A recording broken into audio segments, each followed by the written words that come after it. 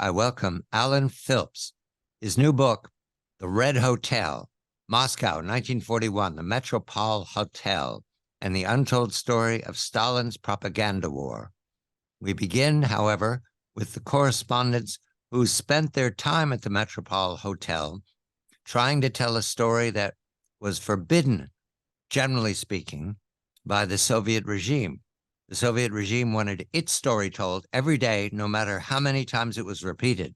And the correspondents from the Times of London, from the New York Times, all were struggling with the censor, struggling with the wartime conditions in Moscow, struggling with the assignments that they had from back home via the telegraph, and were remarkably successful, not only because they represented amazing enterprise institutions in London, in New York, around the world, but also because of the Russian women who served as their secretaries and survived in most instances because of their relationship to the better food at the Metropol.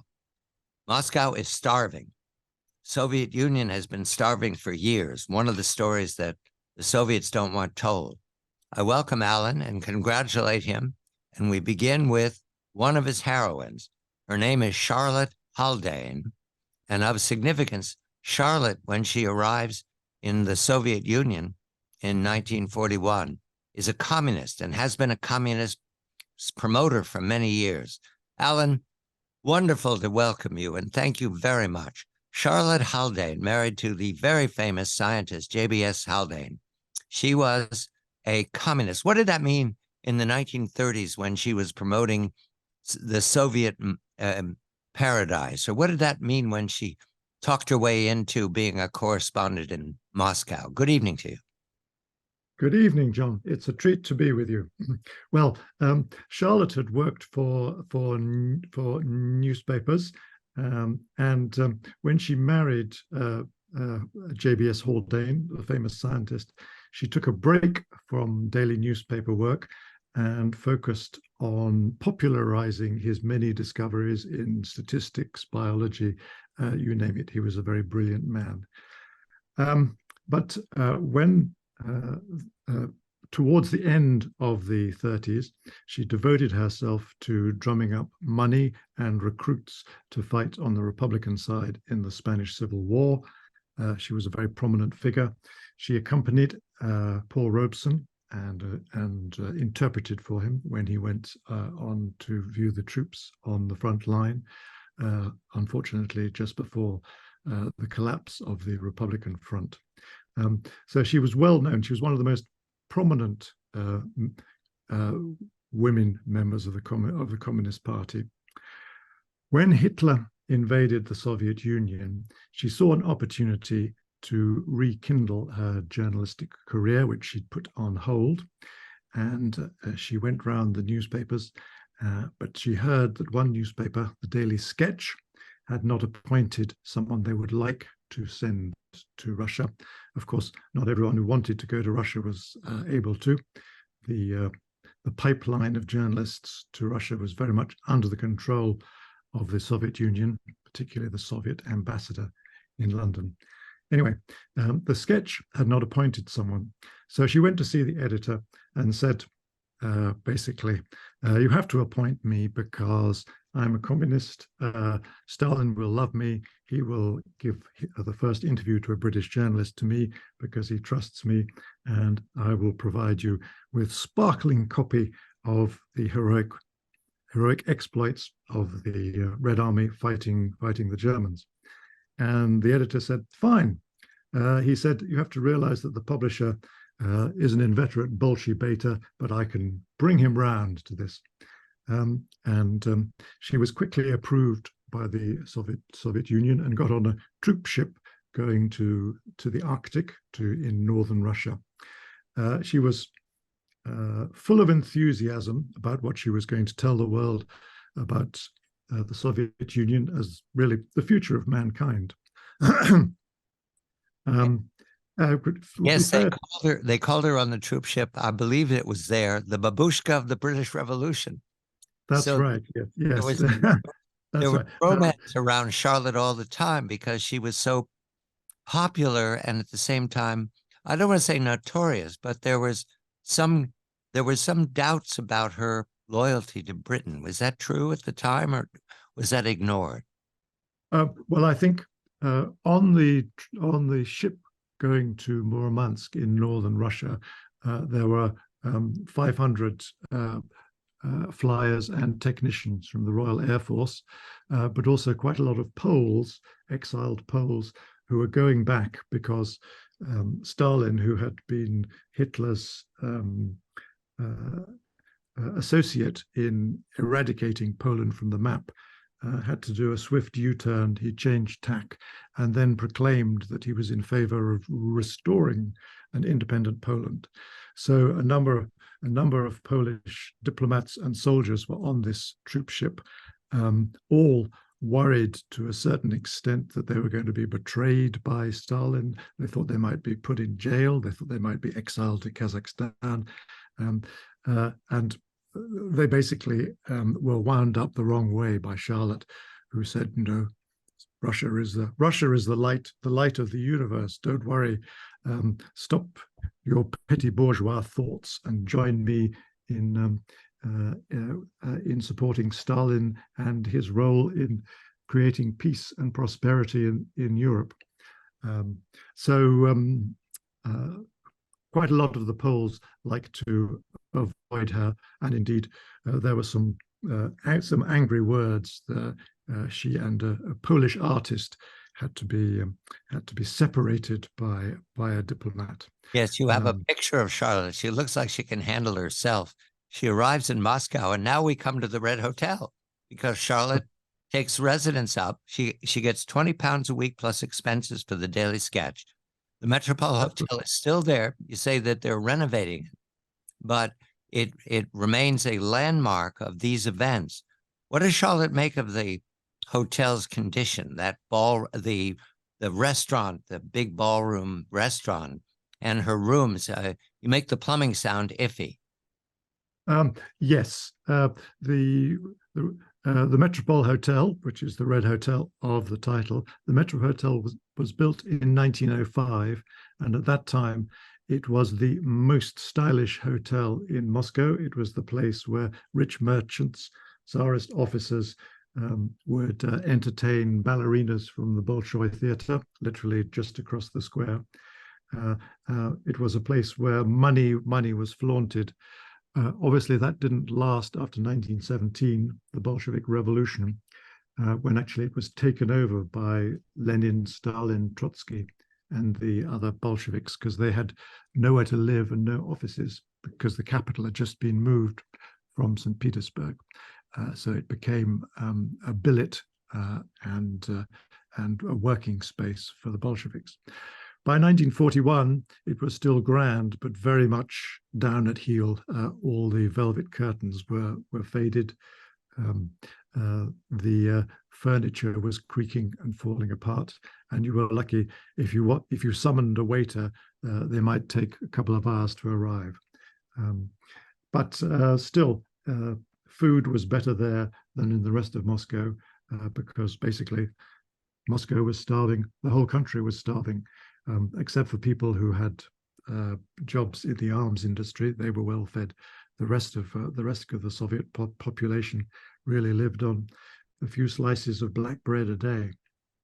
The Germans cross the frontier and invade in June of 41. Charlotte arrives in the summer, July of 41 is my note here. And it's now late November, early December, and the guns can be heard of the German army approaching Moscow.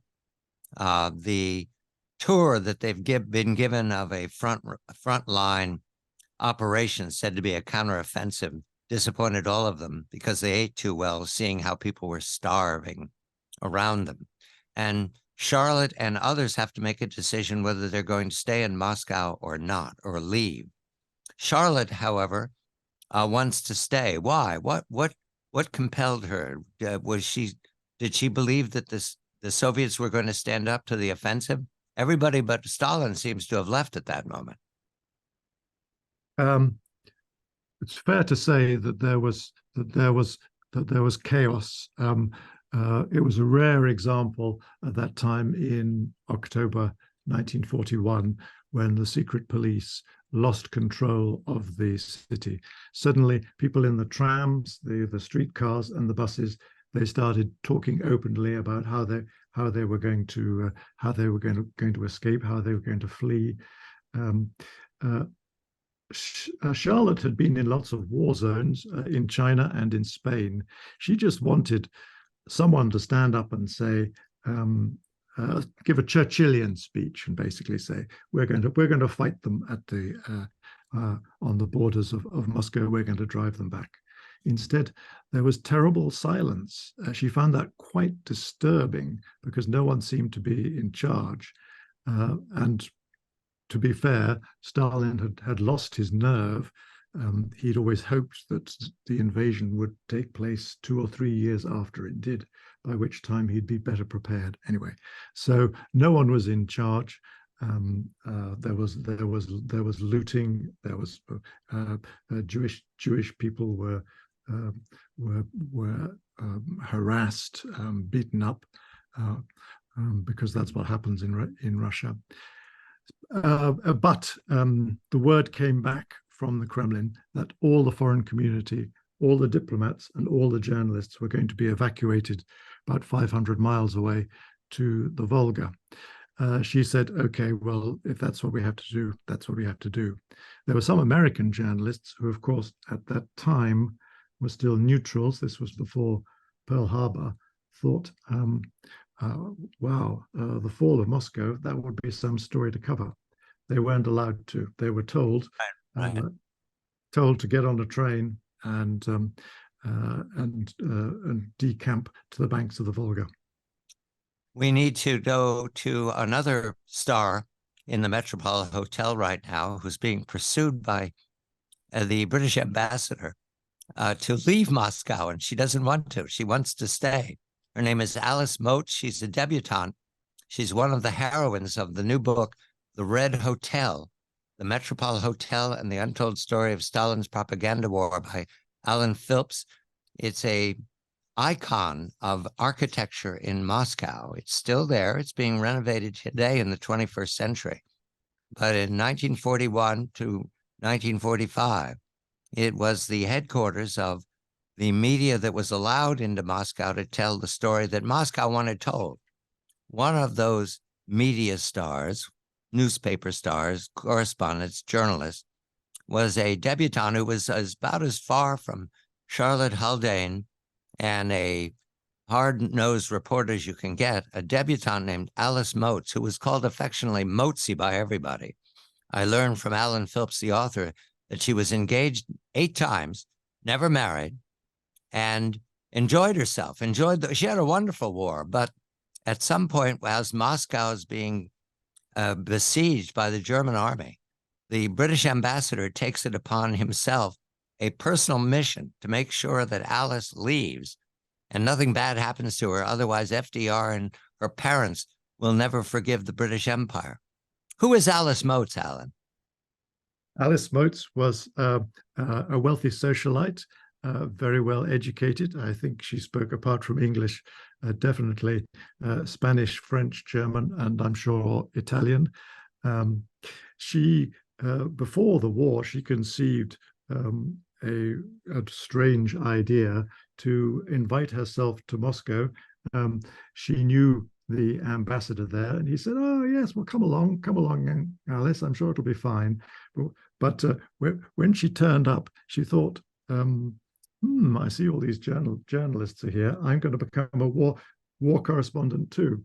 And people said to her, "Excuse me, Alice, your literary output is so far constricted to a book called No Nice Girl Swears, which is a sort of a tongue-in-cheek guide to manners from a worldly wide socialite."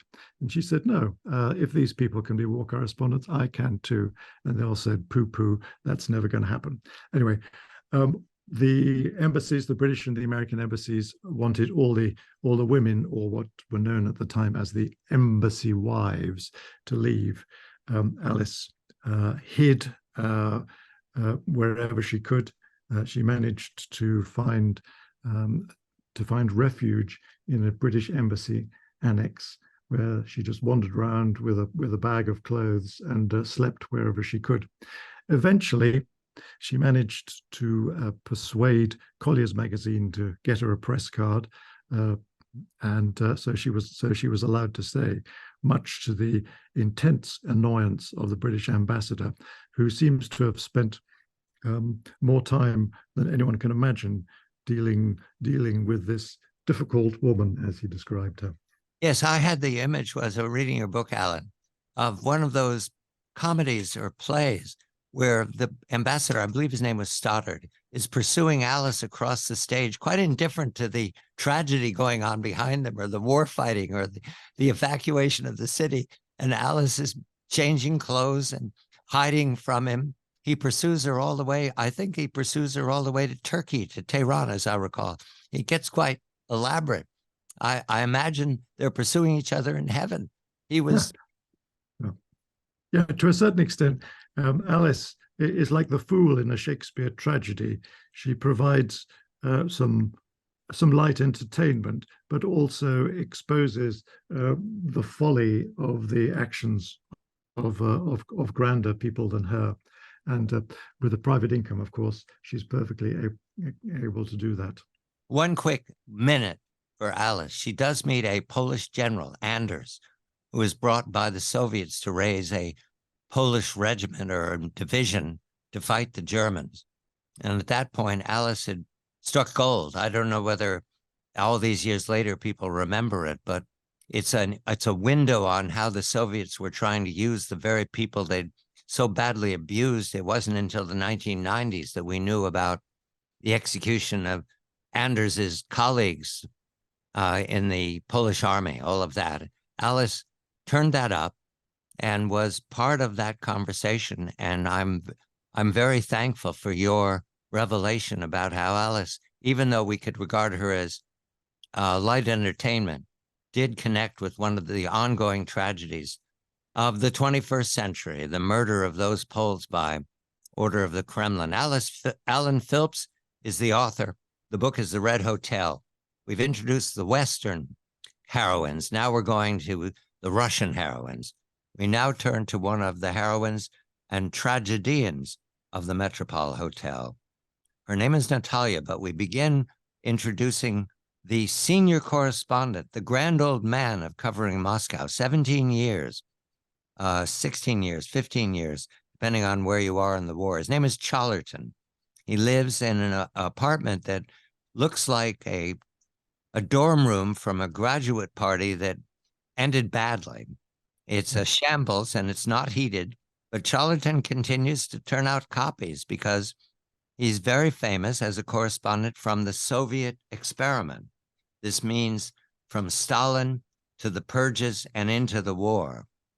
Alan, what do we need to know about Challerton's reputation at the time and reputation ever since before we meet Natalia? Well, Challerton was unique in that he was the only correspondent who had stayed or been allowed to stay since the 1920s. So he'd been seen the rise of Stalin, seen the show trials, the purges, and then the beginning of the war. He was an eccentric intellectual. He could have had a career as a Cambridge historian, but he decided that all he wanted to study was Russia, and the only way he could work was a journalist. So he had a unique encyclopedic knowledge of everything that happened in the past 15 years. Most of it, of course, he couldn't get past the censor. But he was very generous with briefing the blow-ins, the correspondents who passed through Moscow. He would tell them everything he knew. In fact, it was pretty difficult to stop him talking because he knew so much. He would come up in a sort of tsunami of recollections, jokes, and reminiscences. The Russians tolerated him because in some way he seemed to be part of the landscape. He had a beard like a 19th century intellectual. He was very knowledgeable about Russian culture and literature. But in the middle of the war, he suddenly stopped filing. I used to work for the Telegraph. Indeed, I worked for the Telegraph in Moscow. And when I started researching, I thought, why did Choleton suddenly disappear from the pages of the Telegraph? And when he died, the obituary was about 2 paragraphs, and the obituary writer didn't seem to know anything about him or to have bothered to find out. So I thought, I'm going to find out what happened to him. Well, basically, what happened to him was he knew too much. He was telling the largely non-Russian speaking, inexperienced reporters who came through Moscow too much background. And the Russians took the opportunity of him going on a break to Britain to fail to renew his visa. And the British embassy moved heaven and earth to try and get him back, but they just said, nope, we're not letting him back. And I discovered from the archives that his translator, who he'd worked with for many years, was the love of his life, though in fact he had been married to someone else. And as part of the purge of Choleton, she was arrested and she was sentenced to 10 years in the Gulag, and her daughter to 15 years, solely because they'd been working, allegedly, telling too much of the truth to Choleton. So Choleton was stuck in Britain, and he did hear second and third hand what had happened to the love of his life and her family. But he never got in touch with her again. He thought if he did get in touch, even after Stalin's death, it would be bad for her. So that the most important relationship in his life was cut. He never wrote a word about Russia. He could have written the definitive book, I think, about that period. But he felt if he put pen to paper, if he wrote anything about Russia or said anything in public, it would be bad to Natalia. So he was well and truly silenced from 1943 onwards till he died. Between 41 and 43, however, he was the centerpiece of all of the other correspondents in competition with him. I believe there were gatherings at his apartment. Natalia was always the hostess, the well-informed hostess. He worked with her for 16 years. She had a family too, and her family watched that work, and they ate better. They performed better because of Natalia's work. She held him together. And I understand that he was anxious about her once he'd left. He thought they'd let him back because he'd been there for so long.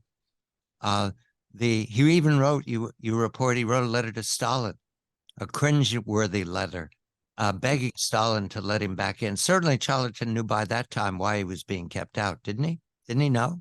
He did know why. There's a Natalia, even though she and Choleton were known to be intimately attached, she had a husband who was an engineer at the Stalin Motor Works, one of the biggest factories in Moscow. And the fact that there was some connection, albeit rather distant, between Choleton and an important munitions factory during the war was used to fabricate the charge of espionage against him, which of course was completely ludicrous. Though, yes, of course, they accused her husband, is my memory of the scene, and then they accused her.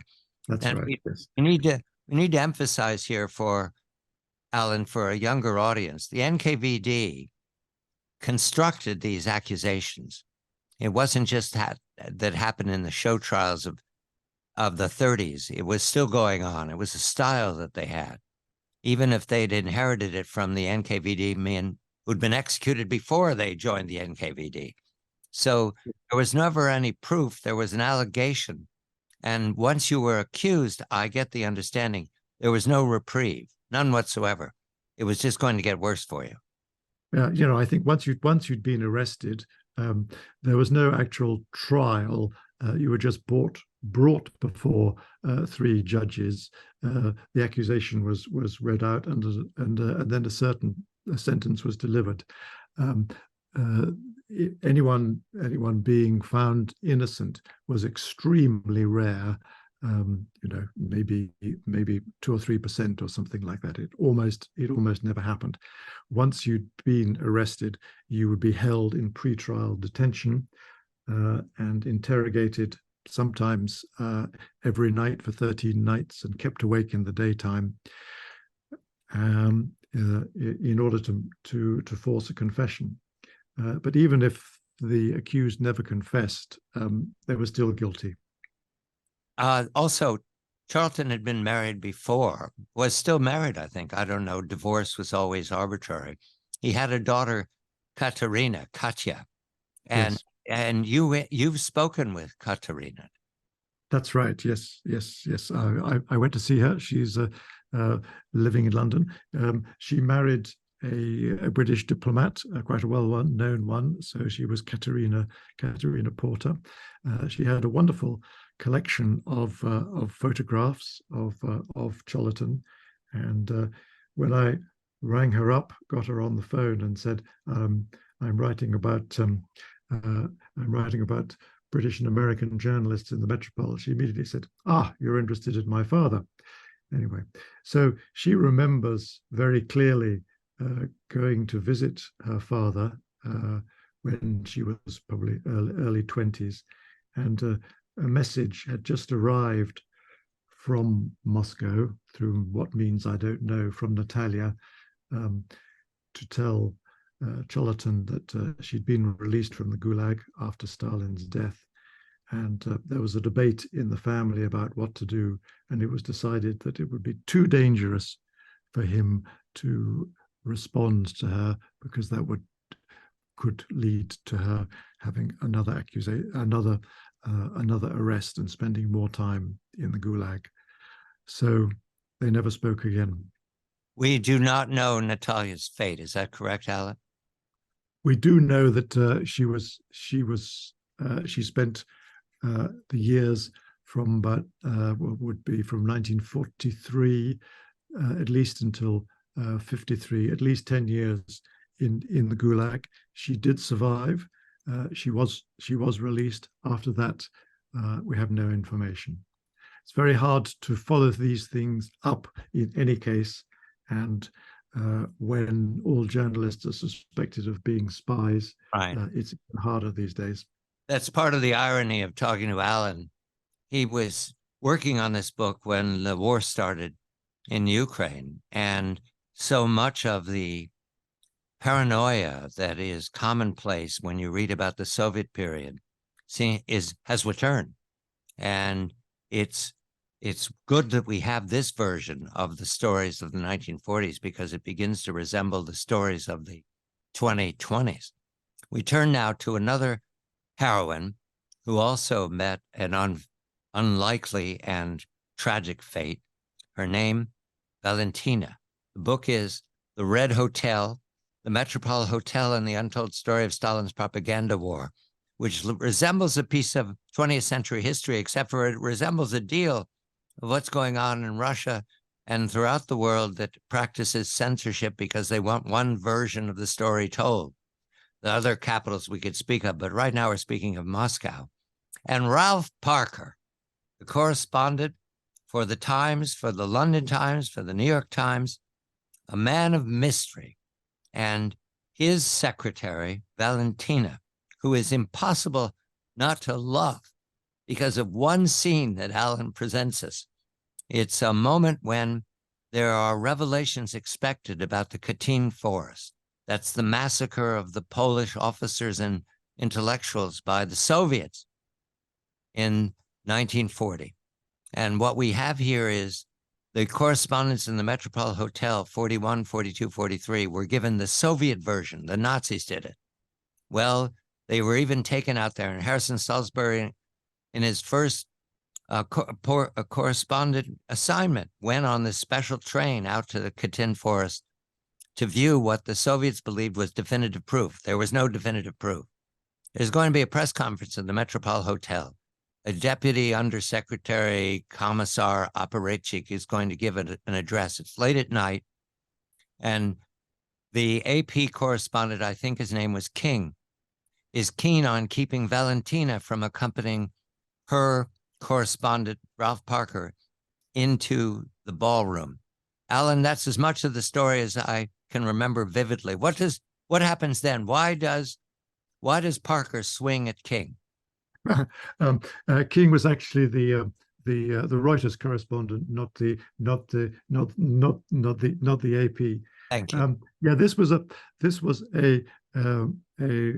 press conference by the deputy foreign minister, who was none other than Wyszynski, who was very famous in the 30s as the prosecutor of the show trials, a very expansive man. So this was going to be an important announcement on Poland, and it was for accredited correspondents only. Ralph Parker, the correspondent of the London Times and occasional contributor to the New York Times, wanted to bring his secretary translator, who's called Valentina Scott. The surname Scott comes from the fact that she had been married to an American student before, but she was fully Russian and very much a good servant of the Kremlin and a believer in Stalinism. So Harold King said, "What's going on? What's going on here? We can't let that woman in. We know she's not a translator. She's something much more." Basically, he was indicating that he thought she was a colonel in the secret police, the NKVD. Well, Ralph Parker stood up for his employee, his future wife, and approached King. And they were about to exchange blows when the AP correspondent, American Eddie Gilmore, grabbed Parker to separate him from King. Well, Valentina woke up to this and thought that Gilmore was attacking her employer rather than defending him. Anyway, so she she hung on to him and sort of tried and basically for dear life and shook him. Gilmore was quite a big man, and he managed to shake her off, and she flew across the room into a glass door, and the glass shattered all over her. At that point, a flunky came in and said, "The press conference is about to begin," and Ralph Parker, who was quite short-sighted, could not take part because his glasses had been smashed. He couldn't see anything. So Valentina picked herself up, shook the glass out of her hair, got a comb to smarten herself up, and marched into the press conference, of course, achieving the goal which Harold King had gone to such lengths, even a fist fight, to stop her doing. So she was one of the many powerful women in the Metropol. Now, Valentina is devoted to Parker, marries, but Parker himself is a man of mystery, cannot be solved, despite Alan's very careful research. Was he American correspondent, a spy? Was he a Russian spy? Was he a British spy? Was he a spy at all? Which way the wind blows is any interpretation. Eventually, he winds up in Moscow representing impresarios for Sol Hurok. This is in the 1950s and 60s. And Valentina is still with him, except for after his death.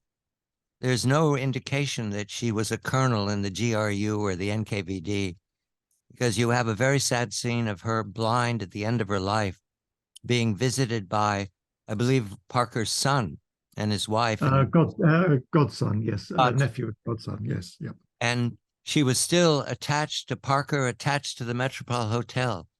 The scene of her giving up her wedding ring. Who was getting married? I don't remember the details of that. Oh, this is slightly complicated. Ralph Parker, the Times correspondent, his first wife was a Czech woman, and she tragically died in England just at the start of the war after a cesarean section, which went wrong. and indeed the child survived the operation but died shortly after that. So he was doubly bereaved. Anyway, he maintained a connection with his wife's family in Czechoslovakia, as it was then, one of his late wife's family went on Moscow on business to check up on Valentina, because they were interested in the family. And Valentina, in one of those actions, spontaneous actions which so surprise foreigners, when she heard that this man's daughter was getting married, she took off her wedding ring, Ralph Parker's wedding ring, and said, "Here, take my wedding ring, give it to your daughter. She won't have to buy her own ring, and good gold is very hard to find these days." And he was so shocked that he took it. And indeed, when I went to see the fortunate bride, she was still wearing that wedding ring. But she was not living in a nice retirement. Right. She was in a miserable apartment on the edge of town, and seemed to have no food in the house, nothing to offer a visitor who came unannounced, which was rather shameful for a Russian woman. Valentina dies blind and in poverty, very unlikely a KGB or NKVD or GRU colonel. The book is The Red Hotel, the Metropol Hotel, and the Untold Story of Stalin's Propaganda War. Continuing with the heroines of the Metropol Hotel, the young women who offered to translate for the correspondents from English world, from the Spanish world, from around the world during the very dark days of the 20th century, with the Nazi army, the Wehrmacht army, seeking to destroy the Soviet Union as it sought to destroy Western Europe. The Metropol Hotel was where the Soviets wanted all the correspondents to stay so they could be watched, monitored, so they could be censored, and the correspondents must obey. There were very few opportunities to break out of that mold. It's important now to introduce somebody who is at the Metropol Hotel as a translator and helpmate for famous correspondents, but also had a previous life and a continuing life. Her name is Nadia. She's the granddaughter of a rabbi in a well-to-do family once upon a time. The revolution comes along, however, and her family is now suspect as being the former peoples, was one of the ways they talked about them. In other words, any intellect, anyone with property, any successful person in any town in all of this former Russian Empire was to be broken and elbowed aside by brutes, by violence, by gang activity. Nadia witnessed all this, at the same time became a devoted member of the revolutionary class. And therein lies the story that Alan tells of Nadia, who lived several lives, one of them at the Metropol Hotel. But we begin with Nadia and her husband, Alex, assigned as spy ring networkers, and they're off to Shanghai, I believe. Is that right, Alan? Was that their, I don't remember. Yep, Shanghai, yes, first, yep. And what was their mission? What were they told they were to do? They were be given some money, and to what end? This was the late 20s. The Soviet Union was very worried about Japanese expansionism. They thought Japan might like to seize some of their Pacific territory, and particularly worried about what was going to happen in China, which was sort of collapsing, and who was going to control it.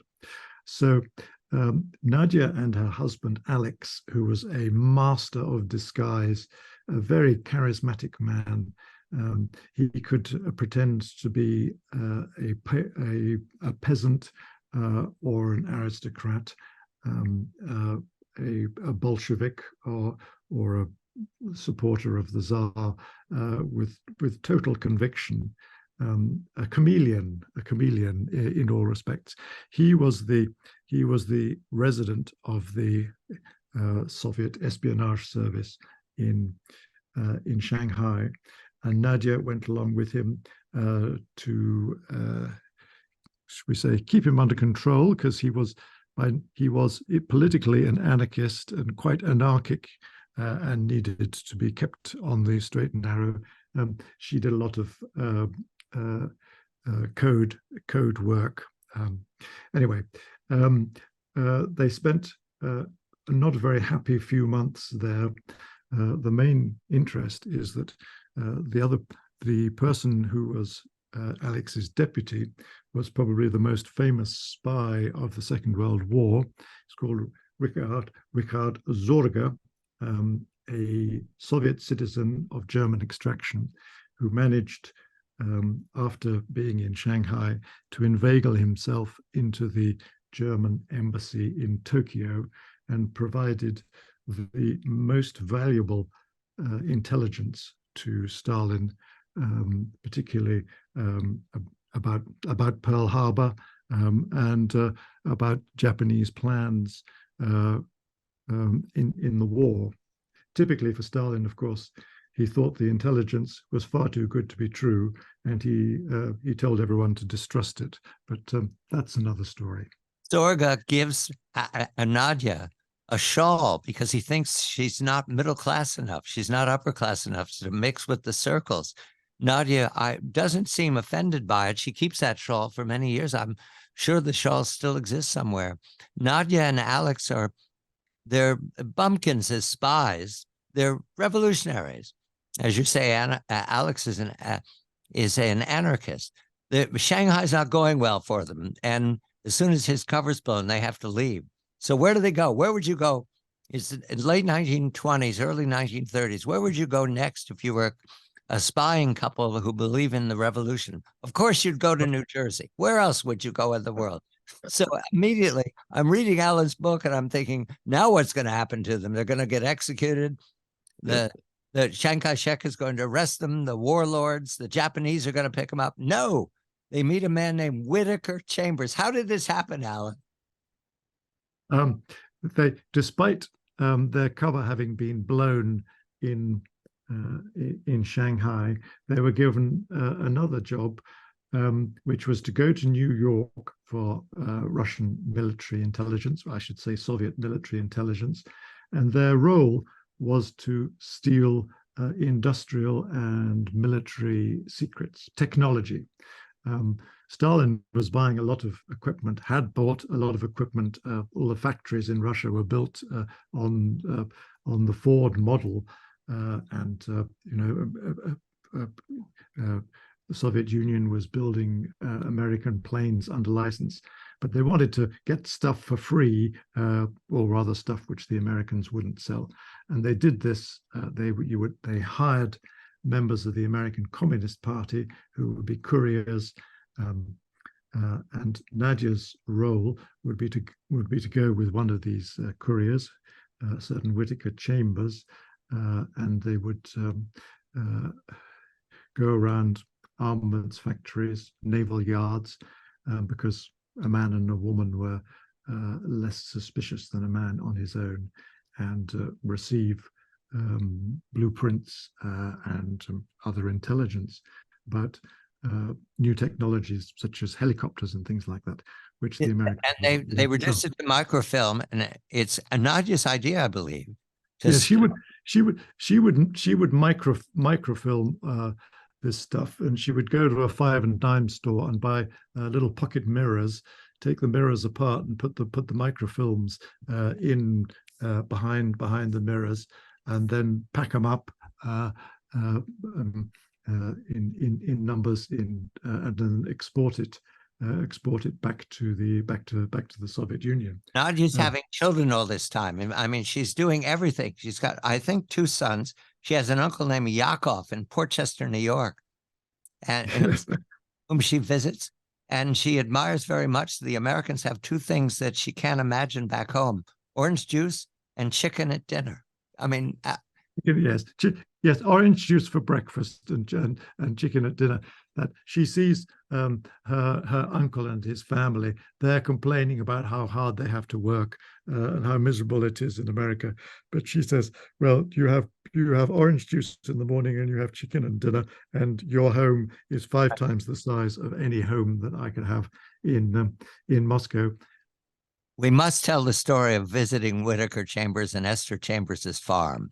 It's on a dirt road 60 miles from New York. Glen Gardner, New York is the note I make to myself. There's no New Jersey, I think New Jersey. New Jersey, right? New Jersey. It's 60 miles from New York. There's no heat. There's no electricity. There might be water. They have a kerosene stove. This is Whittaker Chambers in America. I take it Nadia thought it was eccentric. She thought it more than eccentric, yes. Nadia and Alex had hired as a courier for espionage this Whittaker Chambers. This was a very unwise hire, since Whittaker Chambers was a well-known communist intellectual. He was an editor of a journal called New Masses. I don't think there was any doubt about his political leanings. The other American communists who worked underground went out of their way to appear completely normal. They would be dentists, carpenters, plumbers, and things like that, and they would live in the suburbs and not attract attention in any way. Whittaker Chambers was a shambolic fellow with a mouthful of rotten teeth. Often, he rarely wore a suit. Quite shabby, and even more extraordinary from Nadia's point of view, he chose to live in rural New Jersey in a barn, basically. And she said, "What on earth are you doing here?" And he said, "Well, I was a country boy, and I feel good. I feel good being in touch with the land." But when his old car broke down, he had to walk over the hills to the train station. Which made him quite unreliable. He was not turning up at the right time or in the right place for the meetings. But they got on quite well together. In fact, rather very well indeed. I mean, he said that Alex was the only Soviet official who he trusted and liked. The Red Hotel, the Metropol Hotel, and the Untold Story of Stalin's Propaganda War is a series of heroines who lived several lives, and we're now following Nadia, the granddaughter of a prosperous, successful rabbi, who's now a Soviet agent, but at the same time a translator inside the Metropol Hotel for several journalists. She's sort of the grandmother, big sistered mother to all the other secretaries. But Blunden is a very famous correspondent, relentless, successful. He actually is taken to the front and views, Alan tells me, von Paulus after the surrender at Stalingrad. But after the end of the war, Blunden fancies himself as a novelist. And he writes a book that reveals way too much about how Nadia kept him well informed during the war. What happens, Alan? Well, Blunden was an Australian. He was an ambitious Australian journalist. At the time, people like Blunden thought Australia was too small and provincial a place to really show off. So he was determined to make his future in Europe and America, and that drove him to Moscow. He was not particularly keen on Soviet communism. He didn't think it was the future of the world, but he knew there were lots of secrets there. Nadia worked for a number of British and American journalists, and as the war dragged on and it became clear that Stalin or the Allies were going to win, she effectively became a secret dissident. She'd lost her faith in Stalinism when she and Alex came back from New York. Her friends, she saw her friends being carted off in the purges, being tortured, or just shot in the back of the head. And she decided that that Stalinism and indeed Leninism was a big mistake. Obviously, she couldn't tell anyone. When the war started, with her good English, indeed American English, she was chosen to put the English speaking, to keep an eye on the English speaking correspondence and make sure they told the right story. But secretly, she was airing her real views. None of the other journalists betrayed her views, but she trusted Blunden because she liked Australians. She thought the British were snobs. She didn't like that. She thought the Americans were so commercially minded, or career-minded, I would say, so career-minded that whatever she told them would appear in the pages of the New York Times. But Blunden, she thought, was trustworthy. Of course, who can trust a journalist? Say I, as a former journalist. Anyway, she told him what she really thought about it, and even took him to visit the home of a couple of old ladies, because at that time it was impossible for foreign journalists to see the inside of any Soviet home. Of course, homes were incredibly crowded. Living space was at a premium. So the authorities had said, right, no one is allowed to see the inside. Anyway, and after they'd left, and Blunden was quite shocked at what he'd heard. And Nadia said to him, well, of course, you can't write this in your newspaper. And he said, well, of course I won't put it in the newspaper. I'll turn it into a novel.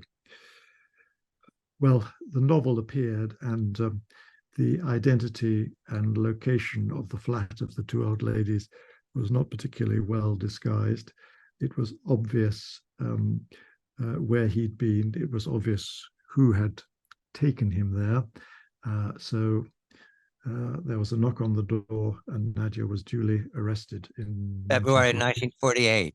And Yes. from that moment, February 1948, this very careful woman is put into Hades. She spends the next 8 years starving to death and watching her daughter broken, Maya, her husband broken, Maya. They are all sent to the Gulag. The fact that Nadia survives is incredible, Alan. It's the person who helped her most when she first got to one of the transit camps was an informer. There was no trust whatsoever, except for somehow she determined that the NKVD or the Gulag keepers couldn't intimidate her. And there was nothing they could do to her that they hadn't already done. She does emerge after Khrushchev's secret speech. Does she move to Israel in the 70s, 80s? I lost track. 1970s. 1970. And a happy end of the story. Her son is in Jerusalem now. Is that correct, Alan? It's her grandson. She moved with her daughter, and her grandson is in Jerusalem still. He is a professor of ancient history at the Hebrew University of Jerusalem. And so the story has a happy ending, although the tragedy of the Gulag and what happened after the war, after the Red Hotel, after the Metropol, is part of the larger story of the brutality that the Russian people have endured for more than 100 years. It's told in the new book, The Red Hotel, the Metropol Hotel, and the Untold Story of Stalin's Propaganda War. The Metropol is still there. When and if it is safe for journalists to be in Moscow again, I intend to be there to celebrate Alan's book. But right now, we're going to tell a happy ending of the heroines of the Red Hotel. Tanya is our heroine. Tanya is 28 years old, and she's lived and survived starving with her mother and her daughter. And she sees a moment where the English that she picked up in her earlier education, she's tried to do a lot of things and been thwarted because she's the daughter or the granddaughter of the former people. That is, she's suspect as being a counter-revolutionary. She's not a member of the Communist Party. She watches the Metropol Hotel is my memory. And I turn to you, Alan, to say she sees two British naval officers, I believe, an admiral and a captain, and she's so captivated by them, she wants to meet them. How does she manage that? Well, she meets them. She's her husband, her Russian husband, was a documentary filmmaker, and they had separated. But when they separated, he gave her something more valuable in wartime than money, and that was a book of tickets, which allowed her to have lunch at the House of Artists, a sort of cultural center. And she was having lunch. I mean, not because she was greedy, because otherwise she'd just be living off black bread. So she actually had, some vegetables and things like that, and an occasional piece of meat. And the director of the place said, "Comrade, I think you speak English." And she said, "Yes." She said, would you like to compare? Would you like to be the master of ceremonies at a concert which we are giving for the Allies, for the British and Americans? And she said, yes. And her first thought was, what would she wear? Because she didn't have anything to wear. Anyway, the concert took place. The Russians couldn't find much in the way of American or British classical music, but a few show tunes there, and she announced them. And afterwards, she found herself talking to the American ambassador, who was an admiral, and the head of the British military mission and his deputy. They were both naval people, and she said, rather surprisingly, she said, excuse me, I know you. My apartment is just over the road from you, and I see you. I see you every morning coming out in your uniform and getting into a black car with a Union Jack on it and driving away. And she thought, I have to work with these foreigners. And as she was told by someone that they needed English speakers at the Metropol, and she, due to great good fortune, she actually had a telephone in her apartment, which was for the fire watchers. But she had the key to the room, and she used it. So she called the Metropol and got hold of a British correspondent, and he invited her along. In fact, it was Ralph Parker, and he said, "Well, I have one. I have a translator, but there's someone newly arrived called Ronnie Matthews. I'll introduce you." And even though she had no experience dealing with journalists or shorthand or anything like that, she ended up being hired by Ronnie Matthews, and things moved quite quickly after that, I should say. Tanya knew that the way forward, she had to get into the Metropol Hotel. She had to escape Moscow. She pushes her way in as best she could, given her limitations. She eats better. She brings food home for her mother and daughter. And Ronnie Matthews is a correspondent who's devoted to his work entirely, also to alcohol.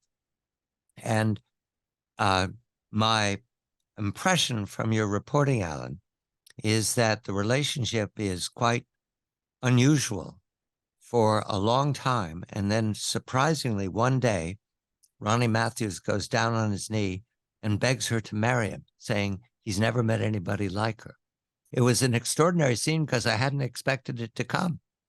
I thought Matthews was indifferent to Tanya's needs. Tanya's coming in and out of the hotel.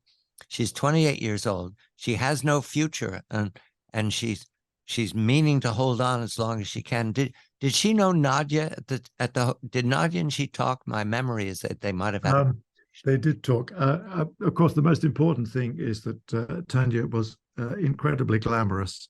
In other circumstances, she would have had a life on the stage. But because of her bourgeois background, she was forbidden to have any further education, including in drama school. So she used to sing jazz songs when that was allowed on the radio, and she taught English. Nadia, as a general rule, had a low opinion of women who the women who gathered around the Metropol like a honeypot, because they wanted to get to know foreigners for one reason or another. But she understood that Nadia's situation was a little bit different in the sense that Nadia right. understood. She understood that Tanya's situation was different. There was no prospect of her achieving anything or any of the things she wanted to do in Russia. So she understood that leaving the country was her best option.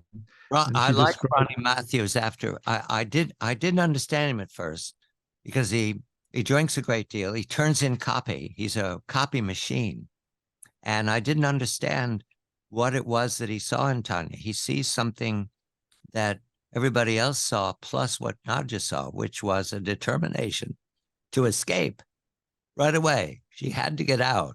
Now, the war is going on around them, and Tanya's doing her best to be fair-minded about her labor and Ronnie Matthews' labor.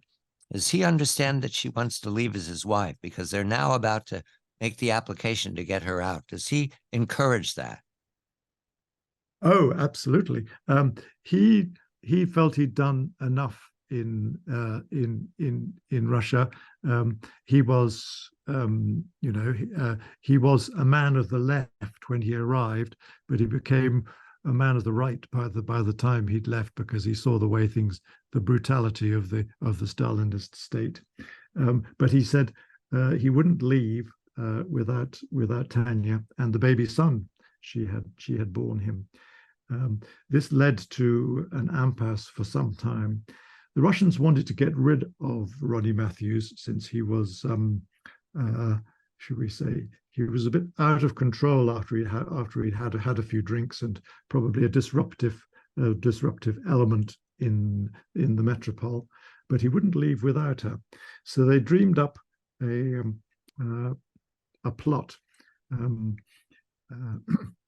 They were given sort of a temporary exit permit, and they got as far as the Baku when they had to change planes. And then Tanya was taken aside and said, "Oh, no, you can't leave. There's a problem with your passport." And they said, "Mr. Matthews, you are free to leave. Off you go. Get on the plane, and we'll sort out your wife later." And he said, "No, I am not leaving without her." And he made a big fuss. And eventually, in order to get Matthews out, they allowed Tanya to go too, and she very successfully made herself a new life. Yes, they go to Tehran, and here's a scene I like very much. I think it's in Cairo when he takes her shopping. Is that right? And he said, "You need some clothes because we're headed to France and then on to London." And so he's about, for some reason, I had this image that he was going to choose the clothes for her. And she said, "No, this is the first time I get to do it." And she shopped for herself in Cairo. And he's going to France. Is that, again, my notes are scrambled here. He's headed as a correspondent in the French war. He's going to cover the Normandy landings. Right, I see. Yeah, so he's going back to England, and he's waiting for the Normandy landings. He leaves his wife in Cairo, which was a safe place, and of course she could get an Egyptian nanny and learn tennis, which was a very important skill for her. Therein lies a problem. So she takes up tennis with a glamorous general. I believe a general. Yes, a general. Yes, he's a general. He's the chief of staff of the British Army in the Middle East. Yes, no mind. Yes. And immediately Noel Coward enters the scene. No, I mean a Noel Coward-like plot, because the presumption is that general wouldn't be playing tennis with that extremely beautiful Russian woman whose husband is in France unless there was something else going on, which was not accurate. But yes, they said, basically the question says, what is this senior general doing with a Russian spy? This is everyone saw a honey trap, basically, and indeed there is a copy in the archives of a request from Cairo to to Moscow, to the British embassy in Moscow, say, please advise if you think Tanya Matthews is a spy. And they said, no, we don't think he's a spy, but we don't trust her. That's because she used various, should we say, original means to get out of the country. So the Soviet Union wants to either contain her or get rid of her. Now the London embassy wants to get rid of her. They want to get her out of Cairo and send her to London, and that's right. She doesn't want to go. Yes, she doesn't want to go. She refuses to go. And she pretends to be the poor, weak woman. Oh, well, you have to deal with my husband. I'm just a poor, weak woman. And of course, he is advancing through Normandy and France to the Rhine, and therefore completely uncontactable. So she basically gets to stay in Cairo as long as she wants to. Now, this story gets even better, but we'll just come to this. The BBC makes a feature story of this in 1993. Is my note correct about that? That's correct. Yes, it was a radio documentary. Yes, it's called Going Back. And Tanya regretted going back at some point because of the memories of how badly she was treated and her friends were treated. But in any event, it's the happy ending because Tanya's son Christopher, because Tanya, Ronnie dies in 1967, and good for him. And we're going to turn now to the Metropol Hotel today because, as I've said all the time, it's sitting there. It's being renovated. And what does this mean about the fates of Moscow correspondents then and now? The book is The Red Hotel. Alan Philps is the author. Alan, you're conducting your interviews and you're assembling this enormous amount of material in the period of time when suddenly the Soviet Union is gone, but the Russian Empire turns non-transparent and sinister again. The events you never meant to bring together, but you address that matter in your introduction and your afterwards. What do we learn from the Red Hotel? We didn't mention that Polganov, the man who ran the journalists so that they couldn't send anything true, everything in Russia is true except the facts. Wasn't that Charlton? Yes, that was Charlton said that. Yes. Polganov becomes head of TASS. We wondered why TASS was so repetitive in the 1950s and 60s. It's because the man who learned to do that at the Red Hotel. So today, what are your reflections as a journalist about how Moscow is treating journalism one more time? I think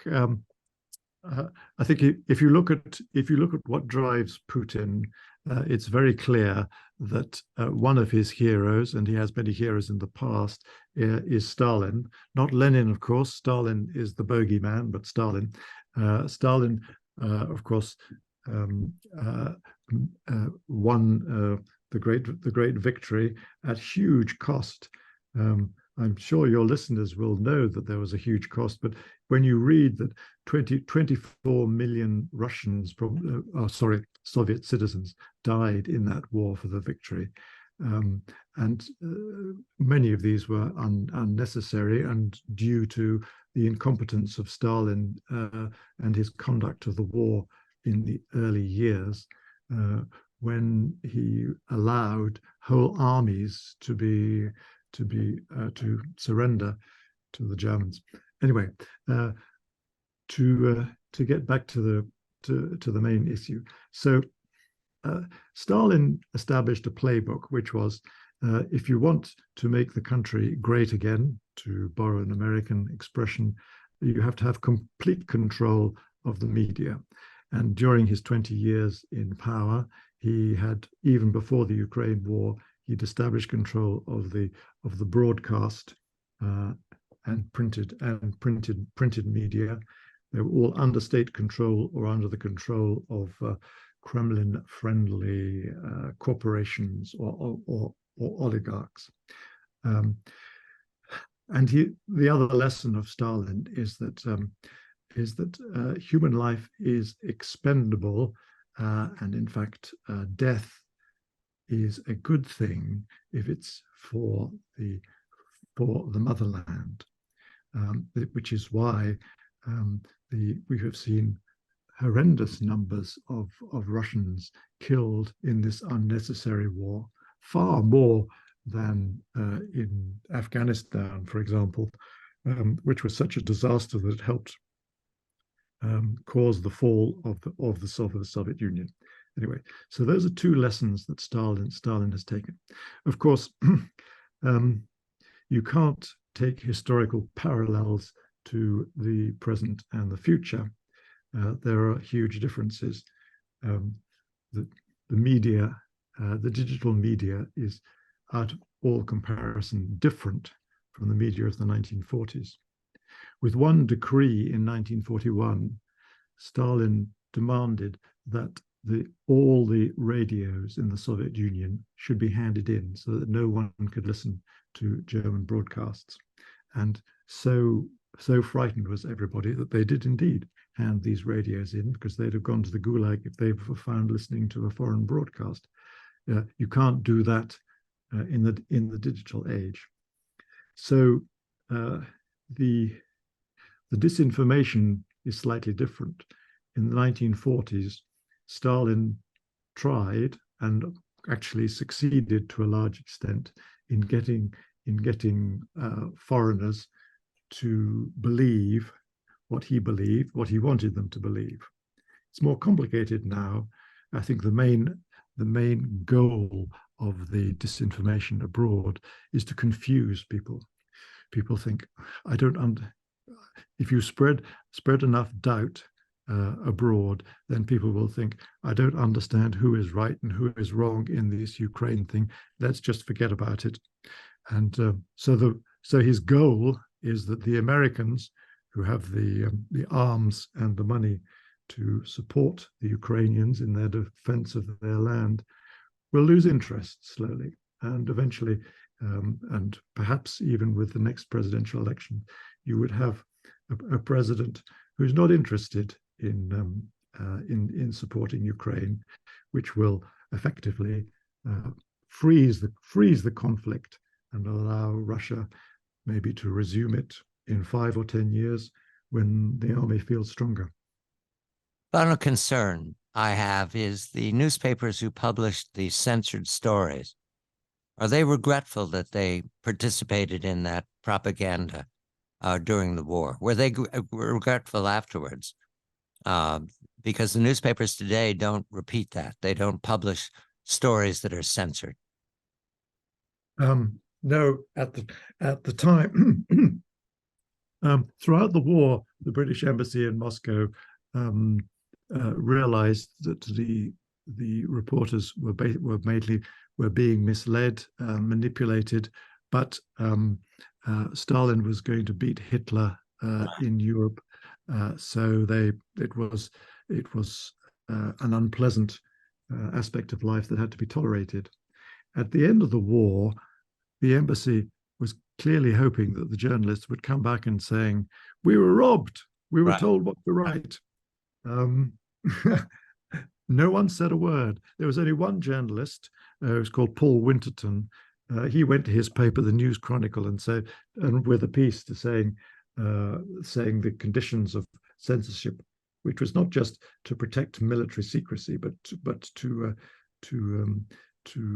control the whole narrative of everything. This paper refused to run it. He went round Fleet Street, which was the home of all the newspapers. They all refused to run his pace. No one. They all wanted to keep this quiet because. You've told the story, Alan. You've told the story that they didn't get to tell in the 1940s. The book is The Red Hotel, the Metropol Hotel, and the Untold Story of Stalin's Propaganda War. I'm John Batchelor.